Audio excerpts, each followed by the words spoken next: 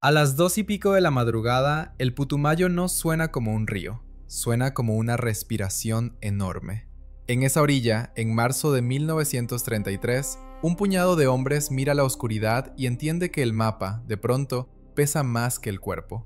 La palabra Huepi era un punto diminuto en los papeles de Bogotá y de Lima, pero en la selva era una madera clavada en el barro, un barranco alto, un fortín con trincheras, y la única forma de decir aquí manda alguien. Puerto Huepi quedaba donde el río aprieta la geografía y la humedad lo borra todo. Allí, la distancia no se mide en kilómetros, sino en días de motor, en remos partidos, en fiebre. Desde hacía años, la frontera era una frase discutida en oficinas. El Tratado Salomón-Lozano, firmado el 24 de marzo de 1922, había intentado cerrar la disputa y dibujó para Colombia un acceso al Amazonas alrededor de Leticia, ese caserío que miraba a Brasil con más comercio que bandera. En el papel, la línea era clara. En el terreno, la línea era un rumor. La mayoría de quienes vivían y comerciaban por esos ríos hablaban con acento peruano, pagaban donde les quedaba más cerca y desconfiaban de cualquier capital lejana. El 1 de septiembre de 1932, ese rumor se volvió hecho armado. En Leticia, un grupo de civiles e irregulares peruanos, con apoyo de militares, se tomó el puerto y desplazó a las autoridades colombianas. No fue una batalla de cañones, fue una ocupación rápida y simbólica, una escena de banderas y listas de nombres, y un mensaje que viajó río arriba como pólvora húmeda.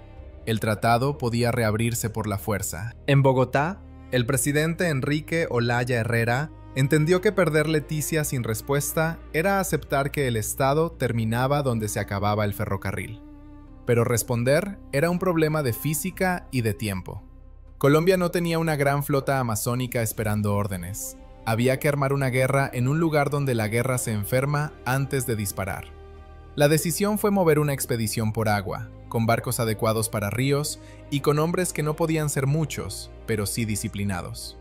El país miró hacia la Armada y hacia un viejo nombre de mar, el general Alfredo Vázquez Cobo, veterano y organizador de la expedición Amazonas.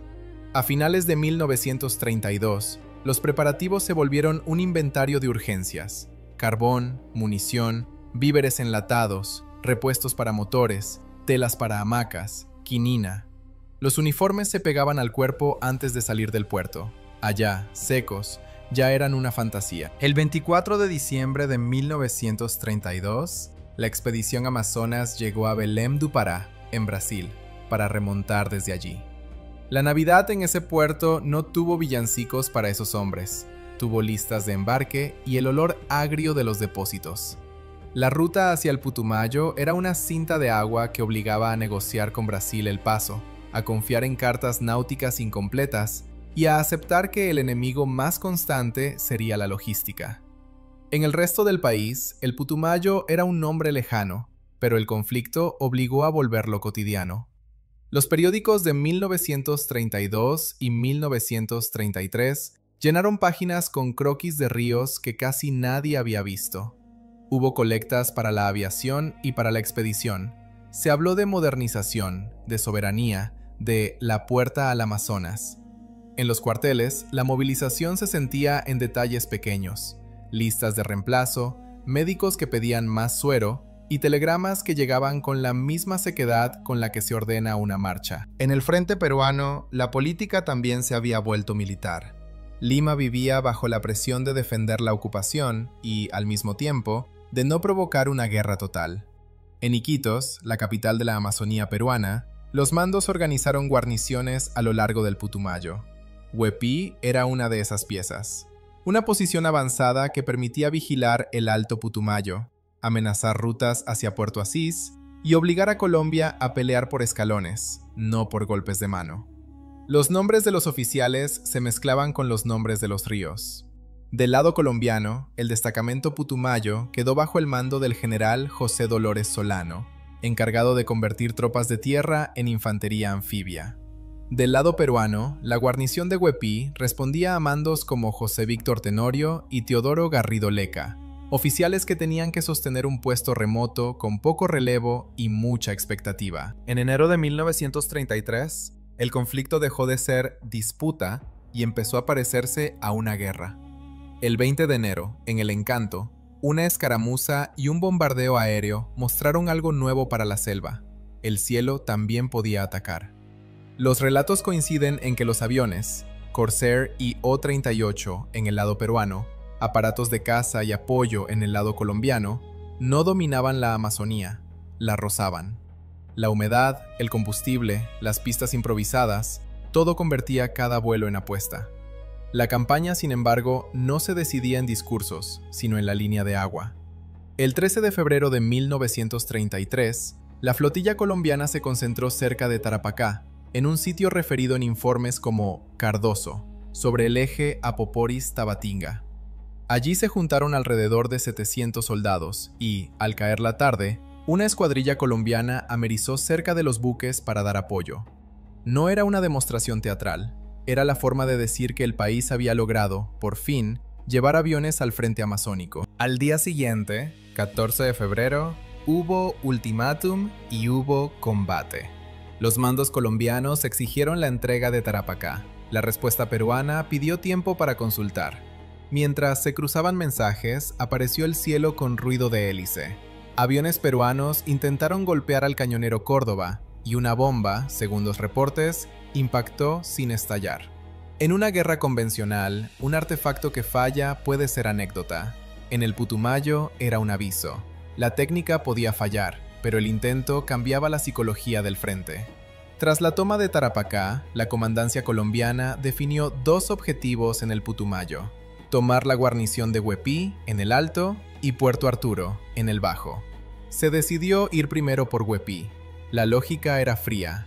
Era una posición aislada, su captura daría dominio del Alto Putumayo y aseguraría comunicaciones hacia Puerto Asís, además de quitarle presión a Caucayá. En la selva, dominio significaba que el río no fuera una trampa. Entre los que subían por el río estaba Juan Lozano. Y Lozano, político e intelectual, enrolado en las filas del ejército colombiano. No era un soldado de oficio, era un hombre acostumbrado a palabras. Pero en el Putumayo, las palabras se reducían a órdenes cortas y a nombres propios: Cartagena, Santa Marta, Chabaco, Pantoja. De sus apuntes de aquellos días se desprende un choque íntimo. La nación, que en Bogotá cabía en discursos, allá cabía en una lancha, en una brújula, en una caja de munición. El plan para Huepí combinaba lo poco que Colombia tenía de moderno en esa guerra: artillería fluvial, desembarcos coordinados y apoyo aéreo. Los buques Cartagena y Santa Marta, del destacamento naval del Putumayo, serían la columna de fuego y transporte. No eran acorazados oceánicos, eran barcos pensados para ríos, con cañones que retumbaban distinto, como si el sonido chocara contra hojas antes de volverse eco. En Huepí, la defensa peruana se apoyaba en trincheras y en el barranco. La altura de la ribera era una ventaja. Obligaba a los atacantes a trepar bajo fuego. Por eso, la preparación no podía fallar. Se hablaba de desembarcar en ambos flancos para rodear el fuerte. Se hablaba de comenzar de noche para reducir el tiro enemigo. Se hablaba, sobre todo, de tiempo. 8 horas de combate podían ser eternas cuando cada herida se infecta rápido. Los testimonios de participantes repiten una imagen: la isla de Chabaco frente a Huepí. Una lengua de tierra donde se podía colocar artillería y mirar el fortín como se mira un clavo difícil de sacar. Allí, en los días previos, se cargaron piezas, se midieron distancias, se ensayó el silencio. El río pasaba entre ambos lados como una cinta negra, y cada corriente podía delatar un bote. En las bodegas de las lanchas, el olor a gasolina se mezclaba con el del cuero mojado. Alguien ajustaba una correa, otro revisaba el cerrojo del fusil. Los oficiales hablaban bajo, no por solemnidad, sino para que la disciplina no se disolviera en el miedo. En esa guerra, el miedo no era un grito, era un cálculo. ¿Cuántos hombres caben en una embarcación? ¿Cuántas balas pesan? ¿Cuántos días aguanta un herido? Las órdenes viajaban por radiograma, con frases cortas que parecían escritas para no mojarse. Hora, punto, número de lanchas, dirección de ataque. Cada número tenía carne detrás. Un contingente era una fila de mochilas, un par de camillas y un botiquín que siempre parecía insuficiente. La quinina era tan importante como el plomo y se repartía con la misma seriedad. En la noche del 25 de marzo, el Putumayo tragó las últimas conversaciones. No había luces, salvo alguna brasa escondida. Los motores se prepararon como se prepara un corazón, a punto de latir, pero todavía quieto. En la distancia, Huepí era apenas una sombra sobre el barranco. Sin embargo, todos sabían que detrás de esa sombra había cerca de 200 soldados peruanos, un puesto que defendía una trocha hacia Cabo Pantoja y un símbolo que no se podía dejar intacto.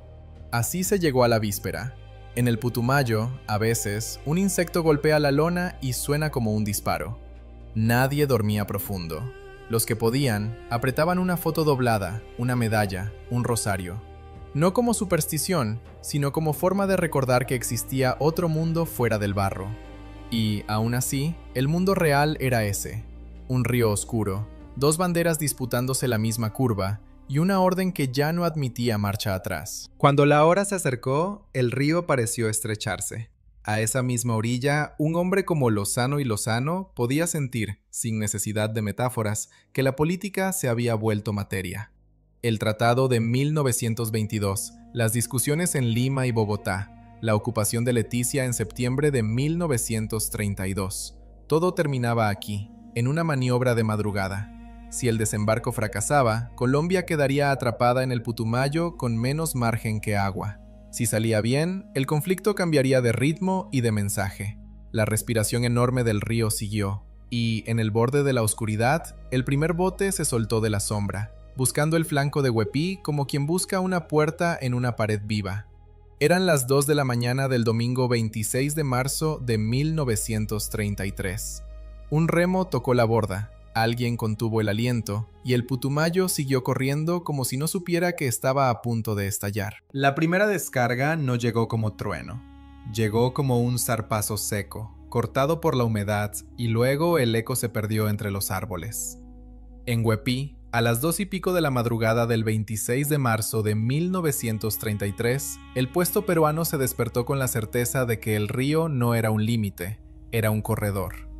Desde el barranco, los centinelas vieron sombras moverse donde antes solo había corriente. El plan colombiano era simple en el papel y brutal en la ejecución: fijar la defensa con el fuego de los buques y, al mismo tiempo, meter infantería por los flancos para cerrar la salida. En el agua, la simplicidad se desarmaba con cada remolino. Las lanchas avanzaban pegadas a la orilla, tratando de no delatarse con espuma. Los hombres iban agachados, con el fusil envuelto para que no se empapara el mecanismo. Una mano apretaba el casco, otra buscaba el borde de la embarcación como si fuera baranda de pared. Cuando los cañones del Cartagena y del Santa Marta empezaron a trabajar, el aire cambió de densidad. No era solo ruido, era presión, astillas, hojas que caían como lluvia cortada. El barranco respondió con fogonazos. Las ametralladoras peruanas, colocadas para cubrir el río, barrieron la superficie. El agua saltaba en pequeñas columnas, y cada columna era una advertencia.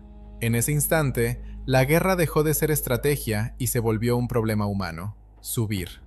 Trepar un barranco húmedo bajo fuego es una tarea que se hace con la garganta apretada y los músculos obedeciendo por costumbre.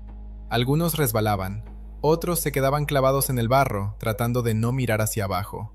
La selva no ofrecía líneas rectas. Ofrecía raíces, troncos, mosquitos y la sensación de que el enemigo era también el terreno. Por los recuerdos de varios participantes, el asalto se partió en pequeños infiernos simultáneos. Un grupo lograba ganar unos metros y quedaba aislado por el fuego. Otro, más atrás, buscaba una entrada menos expuesta, una grieta del barranco, un sendero que no estuviera cruzado por balas. Se gritaban nombres, no consignas. Los oficiales repetían órdenes cortas, porque las frases largas se ahogan con la pólvora. Arriba, en el fortín, la defensa peruana entendía que no podía permitir el desembarco. Huepí era una llave, y perderla significaba abrir el Alto Putumayo. La guarnición, alrededor de 200 hombres según cifras que se repiten en varios informes, tenía poco margen: resistir hasta que el río los salvara o resistir hasta que el río se volviera tumba. Las comunicaciones hacia otros puestos eran lentas. Los refuerzos no aparecen por arte de mapa. El combate se extendió durante horas que parecieron tener otro reloj. Cuando el cielo aclaró, la luz no trajo alivio, trajo precisión. Los tiradores ya podían elegir mejor. Las siluetas, que antes eran sombras, se volvieron cuerpos. La madera de las trincheras mostraba impactos frescos, y el olor a cordita se mezclaba con el de lodo caliente. En algún punto de la mañana, los aviones colombianos aparecieron como una promesa que vibra. No volaban alto, en esa región volar alto era perderse. Bajaron lo suficiente para señalar posiciones y presionar con ametrallamiento. Quienes estuvieron allí describen el sonido como un serrucho en el aire. El efecto no era solo material, era psicológico. Un fortín aislado siente que el cielo también lo está mirando. Pero nada salió limpio. Hubo lanchas que quedaron atrapadas en la corriente y llegaron tarde a su punto. Hubo munición mojada que falló en el momento peor. Hubo heridos que no podían evacuarse porque el río, abierto, era un blanco. Los sanitarios trabajaban con manos temblorosas, buscando venas en piel sudada, cortando tela, tratando de mantener a alguien despierto con palabras que no alcanzan. En la selva, una herida en la pierna no es solo una herida, es fiebre, es infección, es semanas de dolor si se complica. El general José Dolores Solano, que dirigía la operación en el eje del Putumayo, tuvo que convertir el plan en improvisación controlada. Se ordenaron nuevos movimientos de flanco. Se pidió más fuego de apoyo. Se corrigieron distancias a ojo porque el terreno mentía. En los buques, los artilleros recalculaban, atentos a no golpear a los propios que ya estaban cerca del fortín. Cada disparo llevaba una responsabilidad fría. Del lado peruano, los mandos locales sostenían la línea como podían. La idea de rendirse temprano no existía. No por romanticismo, sino porque rendirse en un puesto remoto también era quedar a merced de la selva y del juicio de Lima. Además, había orgullo. La ocupación de Leticia había encendido expectativas. En Iquitos y en la capital, la opinión pública seguía el conflicto con ansiedad, y la caída de un fortín tendría un peso que iba más allá de su tamaño. A media mañana, el combate empezó a inclinarse. Los flancos colombianos lograron ganar terreno y cortar rutas internas. La defensa, obligada a repartir fuego, comenzó a mostrar grietas. En la confusión, algunos soldados peruanos intentaron replegarse hacia el interior, buscando la trocha que conducía a otros puntos como Cabo Pantoja. Otros se aferraron a las posiciones, disparando desde troneras improvisadas, porque soltar el barranco era entregar el río. Los reportes colombianos hablan de un asalto final que se volvió cuerpo a cuerpo en ciertos tramos. No fue una escena limpia. Fue torpeza, barro, una bayoneta que se traba, una culata golpeando, un hombre que cae sin entender por qué. En esos metros, el conflicto entre dos países se reducía a respiraciones cortas, a manos ensangrentadas, a la mirada fija de alguien que ya no escucha. Hacia el mediodía, Huepí estaba prácticamente tomado. La bandera colombiana se izó en el puesto, y el gesto, que desde lejos parecería ceremonial, allí tenía un costo inmediato.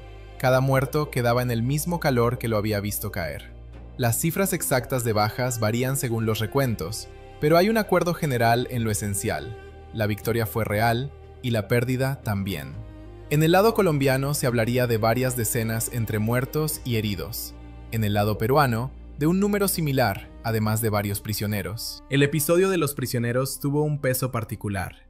En un teatro de operaciones donde todo es distancia, capturar a un enemigo es, también, cargar una responsabilidad extra.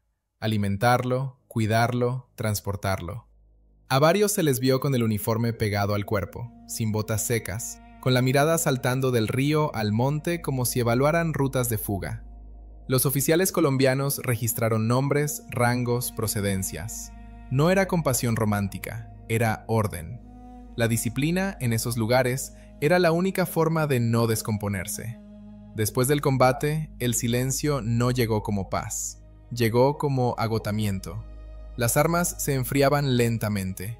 Los hombres miraban el fortín como si fuera más grande de lo que era, porque lo habían pagado con horas y sangre. El suelo estaba marcado por huellas profundas y por casquillos que brillaban un segundo antes de llenarse de barro otra vez. Juan Lozano y Lozano, que había subido con la expedición, vio la escena con ojos de hombre acostumbrado a la política y obligado a aprender la guerra.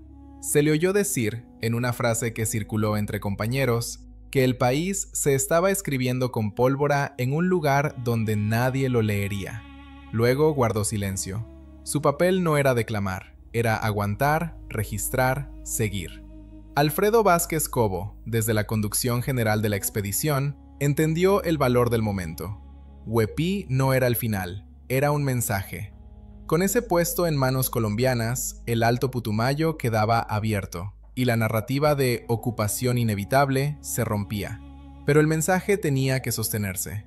Había que dejar guarnición, asegurar abastecimientos, evacuar heridos y preparar una cadena de transporte que funcionara con motores que se dañaban y con repuestos que no siempre llegaban. La evacuación fue una operación dentro de la operación. Camillas improvisadas con palos, vendas que se terminaban, suero que se calentaba.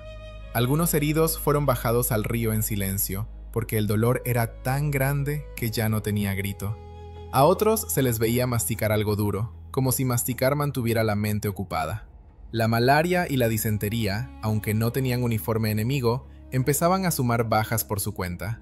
Un médico anotó en su libreta que, en la selva, la guerra se pelea en el frente y en el estómago. La reacción peruana no tardó en sentirse, aunque no siempre en forma de ataque directo.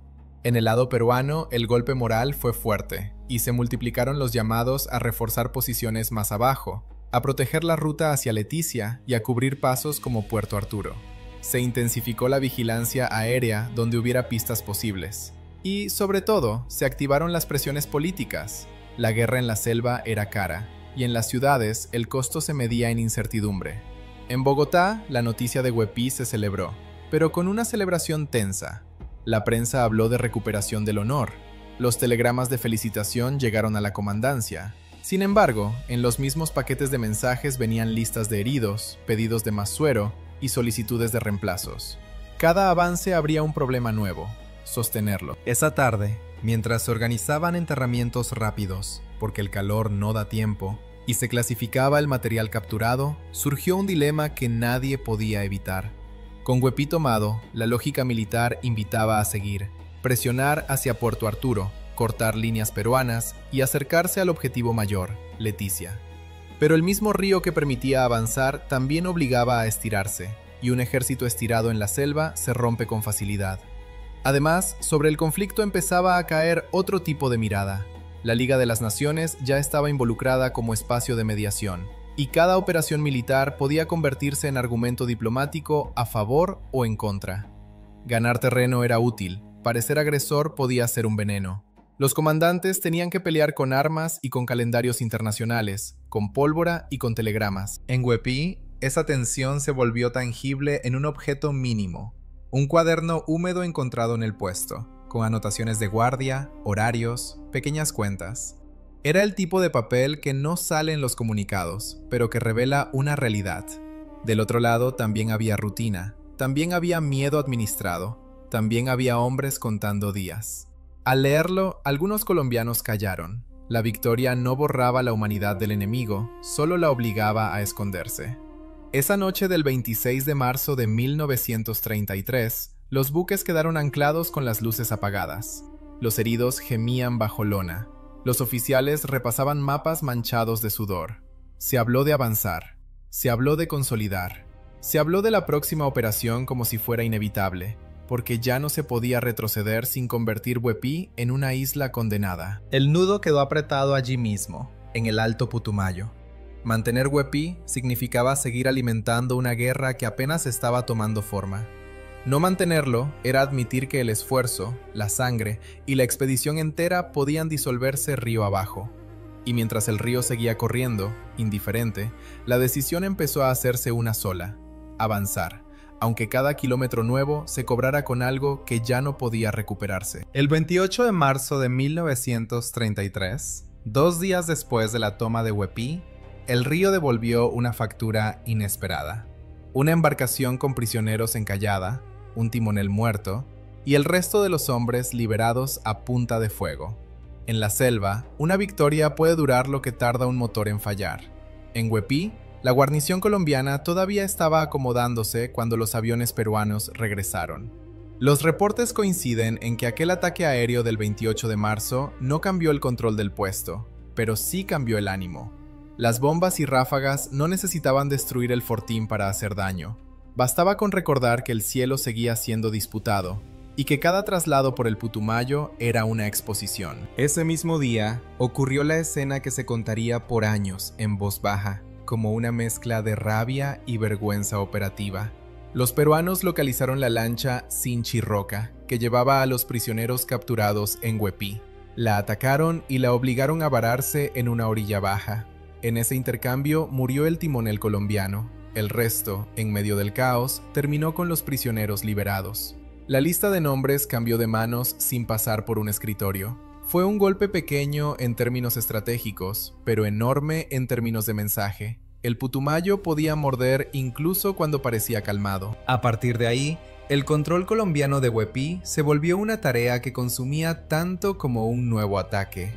Había que sostener puestos avanzados, tender patrullas, blindar los movimientos de lanchas y mantener la moral cuando el barro no deja respirar. El parte decía, se consolidó la posición, pero el cuerpo decía otra cosa: fiebre, diarrea, heridas que no cerraban bien. La selva no distingue entre vencedor y vencido, solo mide quién se queda sin fuerza primero. En los alrededores, la guerra se fragmentó en choques que parecían menores, pero que iban marcando la ruta del desgaste. El 10 de abril de 1933, en una escaramuza contra puestos avanzados, murieron un sargento y 2 soldados peruanos, según los recuentos más repetidos. No fue una gran batalla, fue una señal de que los peruanos no estaban dispuestos a aceptar la pérdida de Huepí como un punto final. Mientras tanto, el mando colombiano entendía que la campaña no podía quedarse detenida en un solo fortín. Con Huepí en sus manos, el siguiente tramo del conflicto se desplazó río abajo y hacia posiciones que amarraban el paso hacia el sector de Leticia. Allí aparecía otro nombre, igual de pequeño en el papel y pesado en el terreno: Puerto Arturo. En esa zona, cada punto era un ojo sobre el río, y perder un ojo era quedar ciego en la curva siguiente. El 16 de abril, en un puerto llamado Calderón, a unos 63 kilómetros de Puerto Arturo del lado colombiano del Putumayo, una unidad peruana al mando del teniente coronel Óscar Sevilla atacó a una compañía colombiana del batallón Juanambú que estaba en formación, con las armas aún no listas porque pasaba revista de limpieza. El choque dejó un muerto y 5 heridos colombianos, y el dato, duro por su sencillez, mostró cómo se puede morir en la selva, no por falta de valentía, sino por un segundo de desorden en el momento exacto. Ese episodio retumbó en los mandos como una alarma. Si el enemigo podía golpear en Calderón, también podía golpear las rutas de abastecimiento y las columnas en tránsito. La guerra amazónica, en 1933, era una guerra de trayectos. Quien dominaba el trayecto dominaba la capacidad de seguir peleando. Por eso la disciplina se volvió aún más tensa. Los fusiles ya no se limpiaban como rutina, se limpiaban como si se les estuviera alargando la vida. A finales de abril, el Putumayo volvió a encenderse de noche. El 29 de abril de 1933, a las 11, en un lugar conocido como Yabullanos, unos 80 kilómetros río arriba de Calderón, una compañía peruana, también bajo el mando de Óscar Sevilla, atacó a los cañoneros MC Cartagena y MC Santa Marta, que transportaban 2 compañías de infantería colombiana hacia Calderón. El ataque buscaba el punto más vulnerable, la columna en movimiento, el instante en que un barco no es fortaleza, sino caja de madera con hombres dentro. Los que estaban a bordo recordaron después una sensación que no se olvida: oír el primer impacto y no saber si fue en casco, en cubierta o en la carne de alguien. En la oscuridad, los destellos parecen cercanos aunque estén lejos. Las órdenes viajan a gritos cortos, y el río, negro, no permite ver quién dispara ni desde dónde. Los marineros y soldados se movían por instinto, pegados a la estructura del barco, buscando protección donde no hay más que metal y madera. Ese combate nocturno no fue el más sangriento del conflicto, pero sí fue uno de los más reveladores. Mostró que, pese a la toma de Huepí, el Perú conservaba iniciativa táctica en emboscadas. Mostró que Colombia podía tener barcos y aún así sentirse encerrada, porque cada curva podía esconder una ametralladora. Y sobre todo, mostró algo que a menudo se olvida en las historias oficiales: la guerra no avanza en línea. avanza a trompicones, con días de tensión y segundos de pánico. En paralelo, en las capitales, la guerra también había empezado a cambiar de forma. La Liga de las Naciones seguía presionando para evitar una escalada mayor. Las cancillerías medían cada movimiento. En Bogotá se celebraban los avances, sí, pero también se escuchaba una preocupación sorda. Sostener la campaña costaba dinero, vidas y un esfuerzo institucional que el país no estaba acostumbrado a sostener tan lejos. En Lima, el conflicto se mezclaba con una política interna cada vez más áspera, donde el orgullo nacional convivía con crisis y conspiraciones. Y entonces ocurrió el golpe que nadie planea y que, sin embargo, decide.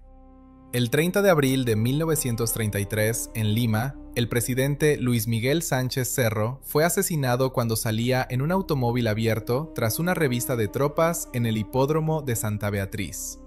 Los datos duros se fijaron como clavos: la fecha, el lugar, el atacante señalado como militante aprista Abelardo Mendoza Leiva, la confusión, los guardias heridos, la noticia que corrió antes de que el cuerpo llegara al hospital. En la selva, esa muerte se sintió como una onda que tarda en llegar.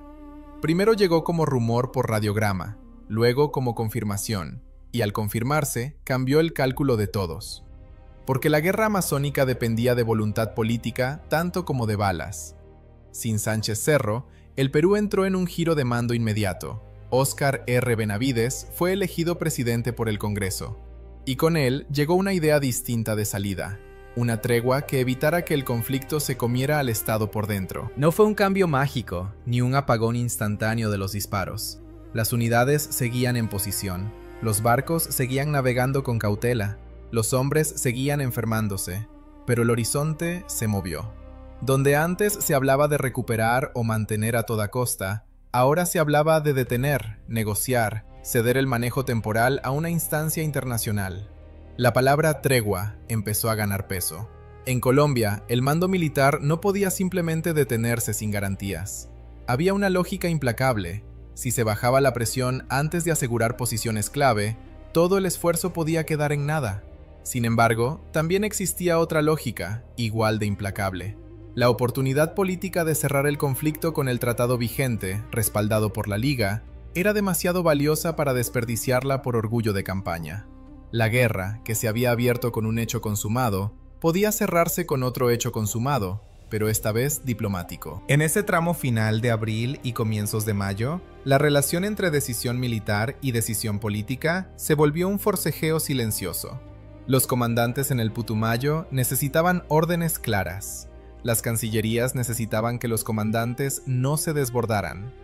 Cada día sin una instrucción definitiva era un día con riesgo de una emboscada como la de Yabullanos o un golpe como el de Calderón.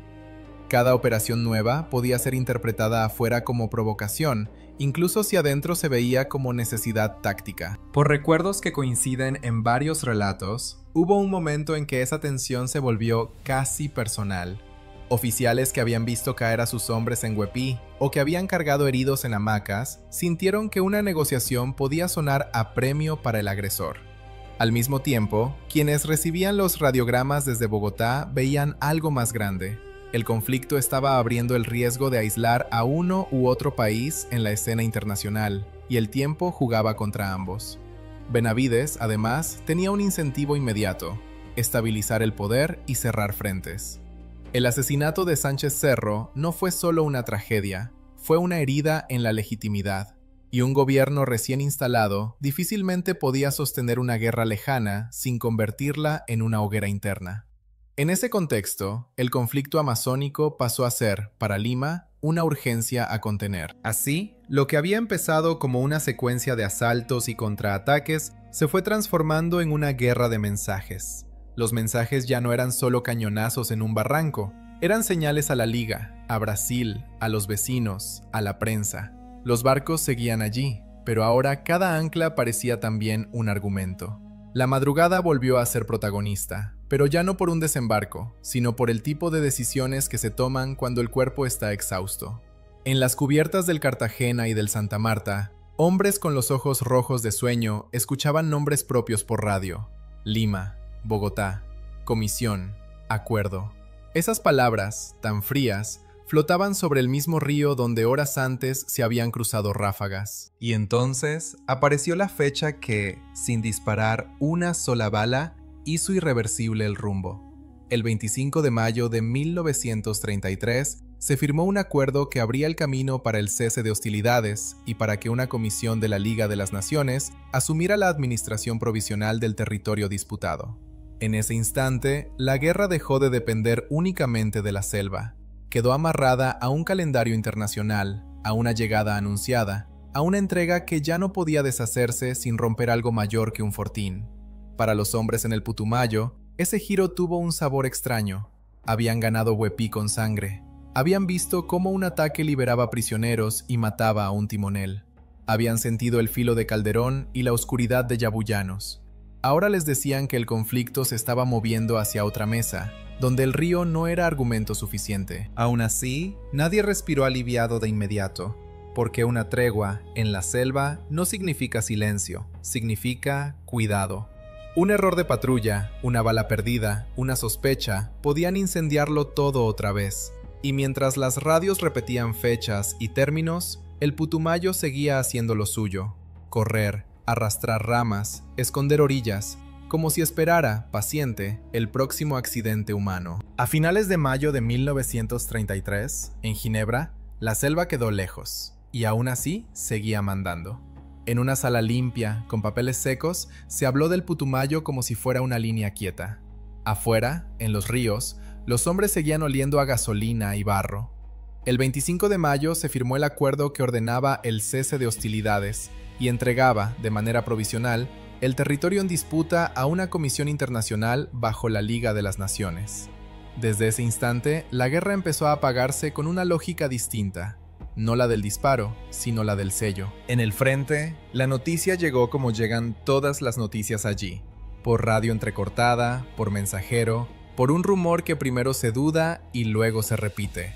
En Huepí, los centinelas siguieron mirando el barranco con la misma desconfianza. No existe una paz inmediata cuando se ha vivido con emboscadas. Existe una calma vigilada.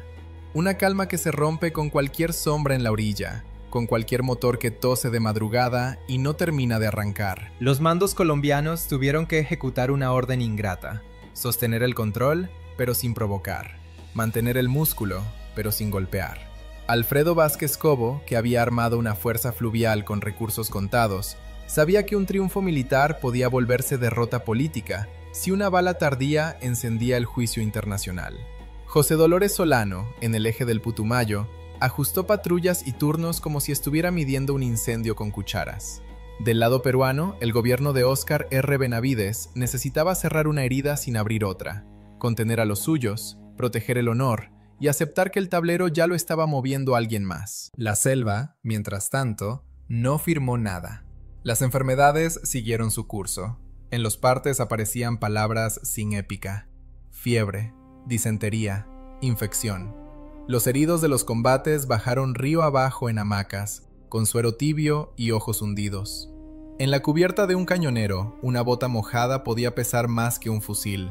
El costo del conflicto, para muchos, no fue el instante del disparo, sino la semana siguiente, cuando el cuerpo dejó de obedecer y la garganta se secó de tanto pedir agua. Junio trajo un cambio de textura. El acuerdo preveía la llegada de la comisión a Leticia y la fecha se fijó con precisión: la mañana del 23 de junio de 1933. Ese día, el puerto que había sido tomado 9 meses antes se preparó para una soberanía rara, no colombiana, no peruana, sino administrada por terceros, con reglas redactadas en el tono frío de las cancillerías. En el río, las embarcaciones se acomodaron como si aguardaran un juicio. Los tablones del muelle crujieron igual que siempre, pero la expectativa era otra. Ya no se esperaba una descarga, sino un acta. La llegada no tuvo la gloria de un desfile. Tuvo el sonido práctico de órdenes, inventarios, sellos. Hubo banderas, sí, pero lo decisivo fueron las actas. ¿Quién custodia depósitos? ¿Quién controla el muelle? ¿Quién registra entradas y salidas? ¿Quién autoriza combustible? ¿Quién revisa armas? ¿Quién fija horarios? Una administración provisional es, sobre todo, contabilidad bajo tensión. Se instalaron oficinas, se abrieron libros de registro, se emitieron permisos para navegar. y un sello de tinta, recién estampado, podía significar más que un cañón en un día tranquilo. En las calles de tablones, la vida cotidiana se volvió cuidadosa. Los comerciantes aprendieron a preguntar antes de vender. Los cargadores miraban 2 veces las cajas para evitar acusaciones. A veces, el silencio se sentía como una ley no escrita. Hablar de lo que pasó podía ser peligroso en un sitio donde todos se conocen por el río. Un grupo de niños seguía jugando cerca del agua, pero cada tanto se quedaban callados cuando pasaba una ronda con botas limpias. Para los colombianos que habían subido desde Belém, Leticia era un destino moral. Para muchos peruanos de Loreto, era un lugar familiar que sentían propio por comercio y costumbre. La comisión quedaba en medio, intentando que la rutina no se volviera pólvora. En Bogotá, Enrique Olaya Herrera sostenía un equilibrio delicado. Había demostrado capacidad de respuesta, había movilizado recursos y ahora debía demostrar contención. La victoria, en términos de Estado, consistía en que el Tratado Salomón-Lozano se mantuviera vigente sin que Colombia apareciera como agresora. En Lima, Benavides buscaba una salida que no se sintiera humillante. Su apuesta era transformar una derrota táctica en un acuerdo aceptable, salvando el orgullo por la vía del derecho y de la mediación internacional. 2 capitales, 2 sensibilidades, un mismo río que no entendía de ceremonias. En ese periodo, la guerra se volvió conversación larga. Hubo intercambio de prisioneros y arreglos logísticos. Hubo cartas oficiales que hablaban de normalización, mientras en el Putumayo los cascos seguían oxidados por la humedad. En las guarniciones, la rutina cambió. Más guardia que ataque, más disciplina que impulso. Los oficiales viejos enseñaban a los nuevos una lección que no estaba en manuales. En la selva, disparar es fácil. Sostenerse sin disparar es lo difícil. En medio de esa calma tirante, aparecieron gestos que valen más que cualquier comunicado. Un soldado colombiano, con la cara picada por insectos, compartió tabaco con un prisionero peruano que aguardaba traslado. No hubo fraternidad grandilocuente. Hubo un silencio y un encendedor protegido con las manos para que el viento no lo apagara. En otra orilla, un cabo peruano recogió un casco abandonado y lo devolvió en un bote con una nota breve, casi seca. Esos detalles no cambian un tratado, pero cambian el aire de un campamento, y eso, en la selva, puede evitar una bala. Juan Lozano y Lozano volvió a recuperar, poco a poco, la herramienta que la campaña le había arrebatado: la palabra. Sus apuntes, leídos con distancia, no son solo crónica, son evidencia de una transformación personal. Había llegado como político con uniforme, y se iba como testigo de una frontera que no cabe en consignas. Vio cómo una decisión tomada a miles de kilómetros podía salvar o condenar a un destacamento. Vio también cómo los nombres de lugares, Huepí, Calderón, Yabullanos, podían convertirse en recuerdo íntimo, en un latido que regresa sin permiso cuando alguien oye un motor en la noche. El cierre definitivo no llegó en 1933. Llegó con paciencia, como llega una lancha que se oye antes de verse. En Río de Janeiro, el 24 de mayo de 1934, Colombia y Perú firmaron el Protocolo de Paz, Amistad y Cooperación, junto con un acta adicional. Ese texto reafirmó el marco fronterizo del Tratado de 1922 y dio forma al final formal del conflicto. En la mesa, los firmantes no tenían barro en las botas, pero el barro estaba presente. En cada frase se notaba el esfuerzo por no volver a empujar a hombres hacia un barranco húmedo para probar una línea. Un mes después, el conflicto terminó de cambiar de manos. El 19 de junio de 1934, la Liga de las Naciones decidió la restitución de Leticia a Colombia conforme a los acuerdos previos.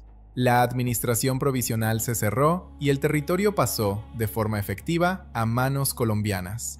En Leticia, el retorno no fue una explosión interminable, fue un día de trámites, de banderas subiendo y bajando, de policías cambiando de mando, de comerciantes calculando qué impuestos vendrían, de funcionarios revisando listas. La soberanía se siente en el puerto, en la oficina donde se estampa un papel, en el guardia que pregunta el nombre, en el pequeño gesto de quién tiene la llave de un depósito. Para los soldados que habían peleado en el Putumayo, la noticia tuvo un peso raro. Muchos ya estaban de regreso o en tránsito. Otros seguían en puestos, consumidos por el clima, esperando órdenes de repliegue. La guerra había sido corta en calendarios, larga en cuerpos. En Colombia se habló de triunfo y de defensa del territorio. En Perú se habló de dolor y de aprendizaje. En ambos lados quedó un dato difícil de mirar de frente. La selva mató más allá del combate, y la enfermedad cobró su parte sin pedir permiso. Vázquez Cobo quedó ligado para siempre a esa expedición. Su nombre se volvió sinónimo de capacidad logística en un país que no miraba al Amazonas con continuidad. La experiencia empujó cambios en la Armada y en la idea misma de presencia estatal en el sur. No se trataba solo de barcos, se trataba de rutas, de comunicaciones, de puestos permanentes, de cartografía, de radio. La guerra mostró un vacío, y el Estado aprendió, a golpes, que un vacío en el mapa no es neutral. Tarde o temprano, alguien lo ocupa. En el Putumayo colombiano, lugares como Puerto Asís y Puerto Leguízamo empezaron a ocupar un espacio distinto en la memoria nacional. La campaña dejó nombres para escuelas, placas y ceremonias, pero también dejó familias con ausencias que no se explican con discursos. Un soldado que muere de paludismo no cae heroicamente en el relato fácil. Cae en una cama improvisada, con escalofríos, mirando el techo de lona, oyendo el motor de un barco que se aleja. Esa fue, para muchos, la escena final. En el Perú, la memoria de Leticia y de Huepí se mezcló con la política de los años siguientes.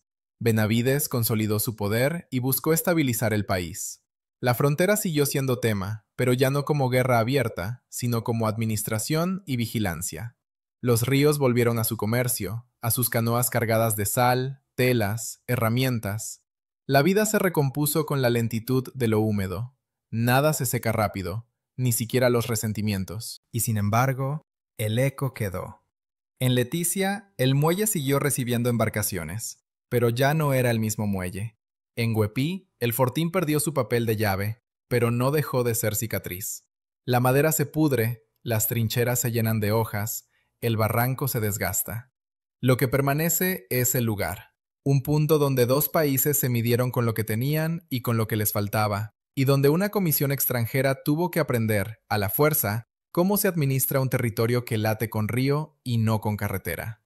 Años después, cuando se habla del conflicto colombo-peruano, se mencionan tratados y fechas. Se mencionan presidentes, comisiones, protocolos. Pero en el Putumayo, el recuerdo suele tomar otra forma.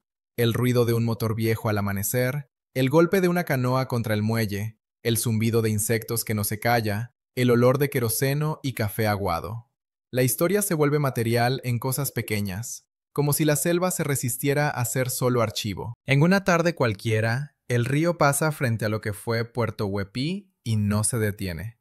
La corriente roza la orilla, arrastra ramas, se lleva un pedazo de barro y lo deposita más abajo. Si alguien clava una estaca para amarrar una canoa, esa estaca termina pareciéndose a las otras. Pero hay días en que una chapa oxidada, una bala deformada o un casco abollado aparece entre la tierra removida. No dice nada por sí mismo, solo pesa. Y en ese peso, sin discursos, vuelve la madrugada, el agua negra, el barranco alto, y la certeza de que, por un instante, el destino de dos países se decidió en el sonido breve de un motor encendiéndose.